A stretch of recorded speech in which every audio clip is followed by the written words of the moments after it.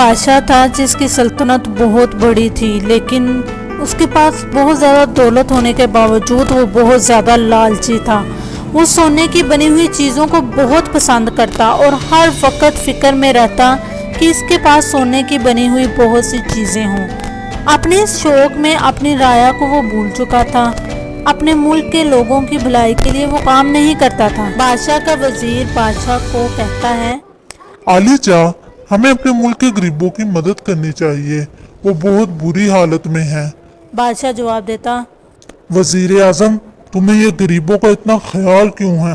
کیا تم یہ چاہتے ہو کہ ہم اپنی دولت ان بھوکھوں ننگوں پہ لٹا دیں اور خود ہم فقیر ہو جائیں؟ وہ اس طرح غصہ کر کے اپنے محل کے کمرے میں چلا جاتا اور اپنے پاس جمع کیے ہوئے سونے کے سکے گننے لگتا۔ بادشاہ کی ایک بہت ہی پیاری بیٹی تھی جس کا نام میری تھا۔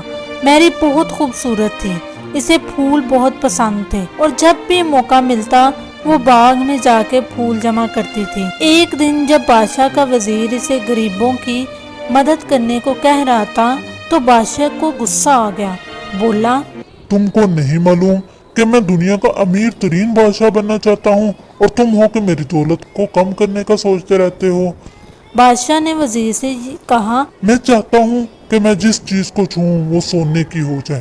یہ تو بڑی خطرناک سوچ ہے، آپ کو بہت پچھتانا پڑے گا اس پہ۔ اے گستاخ، خاموش ہو جاؤ اور مجھے تمہارے مشورے کی ضرورت نہیں ہے۔ اسی وقت وہاں سے ایک پری گزر رہی تھی۔ اس نے بادشاہ کی خواہش سنی۔ اس نے اس لالچی بادشاہ کو سبق سکھانا چاہا۔ پری بادشاہ کے سامنے آئی اور کہا، میں نے تمہاری خواہش سن لی ہے اور اسے پورا کرنا چاہتی ہوں۔ بادشاہ یہ سن کر بہت خوش ہوا۔ کل صبح تم کسی چیز کو بھی چھوؤ گے وہ سونے کی ہو جائے گی۔ بادشاہ یہ سن کر بہت خوش ہوا۔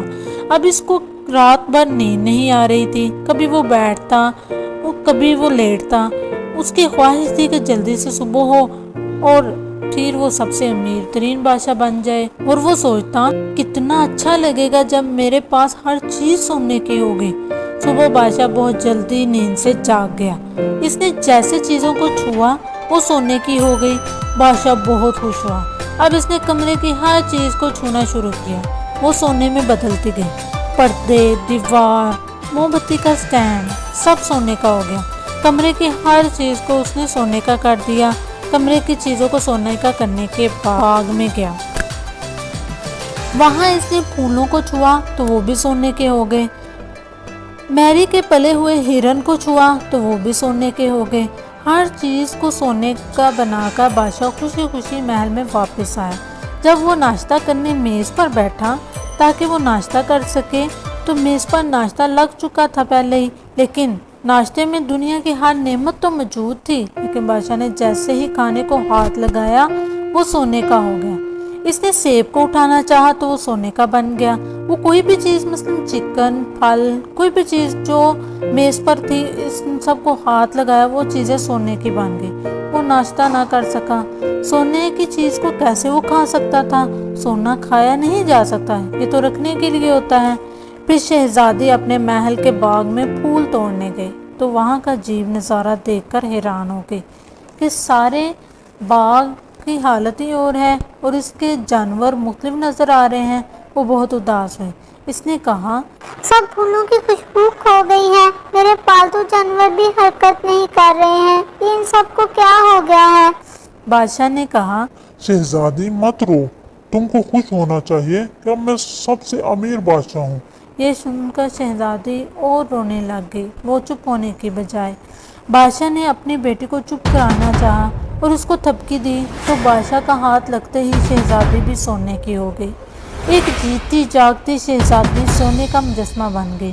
یہ دیکھ کر بادشاہ بہت پریشان ہوا۔ اس نے تمام حکیموں کو اپنے دربار پہ بلایا تاکہ وہ شہزادی کا علاج کر سکے، مگر اسے تو کوئی بیماری ہی نہیں تھی۔ تمام حکیموں نے بڑی کوشش کی کہ شہزادی کو واپس اصلی حالت میں لا سکیں، مگر وہ ناکام رہے۔ اب بادشاہ غمگین ہو گیا۔ اس کی جیتی جاگتی شہزادی اب سونے کا مجسمہ تھی اور وہ اس کے لیے اب کچھ نہیں کر سکتا تھا۔ بادشاہ نے اپنی اداسی کو دور کرنے کے لیے اپنے شہر کا دورہ کیا اور देखता क्या है, दोपहर का वक्त है और गरीब से गरीब इंसान भी खाना खा रहा है। बादशाह खाना नहीं खा सकता था, इसने सुबह से कुछ नहीं खाया था और अब लोगों को खाना खाते देखकर इसे भी भूख लगी। इसे डर था जैसे ही इसने खाने को हाथ लगाया वो सोने का हो जाएगा। बादशाह ने ये भी देखा कि महल के बाहर बहुत सारे बच्चे खेल रहे थे। ये देखकर वो और उदास हो गया कि अब इसकी बेटी कभी खेल नहीं सकेगी। वो खुद को कोस रहा था जब इसने ये ख्वाहिश की थी कि इसके छूने से हर चीज सोने की हो जाए। इसने कहा, काश मैं ये ख्वाहिश ना करता तो आज मुझे ये दिन ना देखना पड़ता। शहजादी भी ठीक होती और मैं भी पहले की तरह सुकून और आराम से होता। इस तरह वो पछता रहा था कि अचानक उसके सामने वही परी आ गई। परी ने बादशाह से पूछा, तुम उदास क्यों हो बादशाह? क्या अब तुम सबसे ज्यादा अमीर बादशाह नहीं हो? अच्छी परी, अब मैं सबसे अमीर बादशाह हूँ, मगर ये सोना मुझे कुछ नहीं कर सका। अच्छी परी, मेहरबानी करके मेरी मदद करें। परी जान गई कि अब बादशाह कभी लालच नहीं करेगा।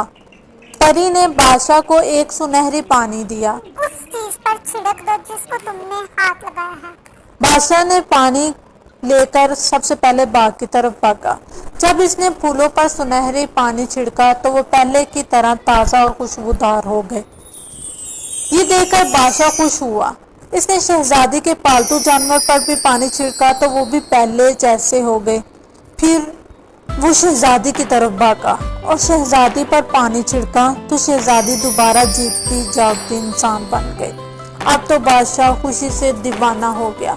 उस दिन के बाद बादशाह ने लालच से तौबा की और अपने मुल्क की राया के लिए बहुत सारे फलाही काम शुरू किए। इसने गरीबों की मदद करने और उनके लिए अच्छे अच्छे मंसूबे तैयार किए। इसे एहसास हो गया कि सोना और दौलत इंसान को खुश नहीं कर सकते, सिर्फ नेकी इंसान को खुशी दे सकती है। अब वो गरीबों का हमदर्द और नेक बादशाह बन गया। आपको कैसी लगी हमारी स्टोरी? अगर आपको हमारी स्टोरी अच्छी लगी है तो हमारे चैनल को लाइक, शेयर और सब्सक्राइब कर दें।